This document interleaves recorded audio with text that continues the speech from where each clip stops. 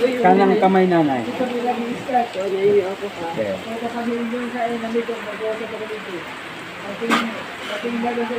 Hawakan niya. Tapos bitawan niyo na. Tanggalin yung pintas nanay. Kakabit na natin. Pag dumating ate ang time na halimbawa nagdumi ito ano, kasi silver o yan. Pwede niyong dalhin sa palinisan ng silver.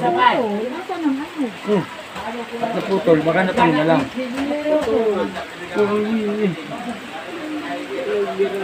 Nabira ko baga. Nabira ko. Ano lang. Pati yan na baka mawala. Pwede naman kayo kahit sa ilasan. Baka mawala na yung pindan. Pwede naman kayo sa Bigay mo muna sa kanila. Baka mahulog yung pindan. Pwede naman po. Baka naman natanggal lang yung ano, lock. Pwede naman, pwede bang ano yan? Pwede bang kahit pinipat? Pati tangan mo. Masuk ke science tu. Ay. Masuk ke science tu.